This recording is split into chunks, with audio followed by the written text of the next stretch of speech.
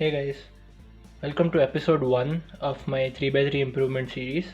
And this episode is going to be about embracing why CFOP, which is cross F2L, OLL, and PLL, also known as the Friedrich method, is a lot better than beginner's method. So I know a lot of people, like a lot of you, already use CFOP and know why it's better. And if you feel like you know everything about it, you might as well skip this video. But I still encourage you to listen and make sure you let all the concepts deeply sit within your understanding so that you know where you can exploit CFOP and get a lot faster. So without any further ado, let's get right into it. So starting with beginner's method, you first build a cross. Once you make the cross, you solve the 4 corners of that layer. So that basically makes a whole layer, and then you solve the edges of the second layer. So once you solve the 2 layers, you solve all the yellow edges, so you make a yellow cross. Then you solve all the yellow corners. So yeah. And then you use basically, so it's 2 algs to solve OLL and then 2 algs to solve PLL. So you would do that, and so that's beginner's method.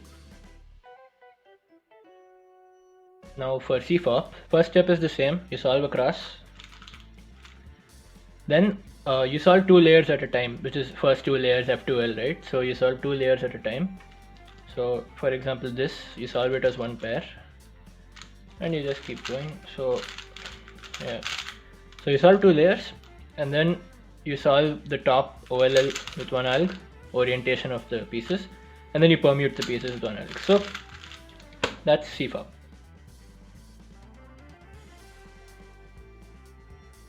Now getting into why CFOP is a lot better. The most obvious things are, first thing, it's all 2 layers at a time and not 1. So you're definitely saving on a bunch of time there. Second thing, last layer is a lot better with CFOP because you can develop, so if say you use 2 algs to solve OLL and then 2 algs to solve PLL, you can develop that into 1 look. So 1 look OLL and 1 look PLL just by learning a few algs. So the reason it's good with CFOP is that sometimes while solving your last F2L pair, you can predict what OLL will come. So it helps a lot with that. So last layer is definitely a lot better because 1 look OLL and 1 look PLL work very well in harmony. So the main thing for F2L is that since you have to solve 2 pieces at a time, you have to be looking you have to look for those pieces beforehand. Otherwise it's really not going to work. And you'll hear a lot of people call this as look ahead, which is right. It's technically you're looking ahead to, say I'm solving say orange blue. So I would solve it in the back and then I know that green orange is right here. So immediately I can get right into this. So that's an example of what you would be doing. While solving a pair, you'd be looking for the next pair. And if you think about it, in beginner's method, you only need to look at the next corner.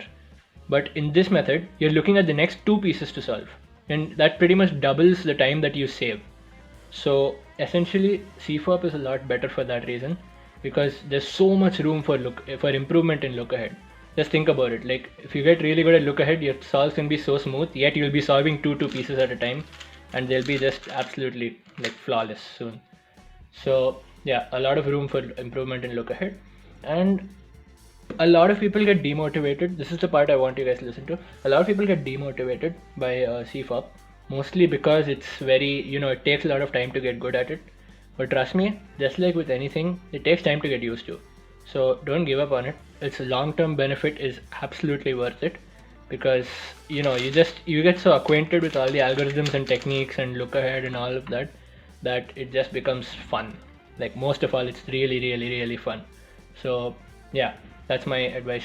So that's why CFOP is a lot better than beginners. I hope you're convinced, and stay tuned because I'm going to tell you on how you can improve at CFOP in no time, with a lot of tips about inspection, about finger tricks, about execution, and then we will reach the part that everyone's waiting for, which is how do you get sub 10 or sub 9 and so on.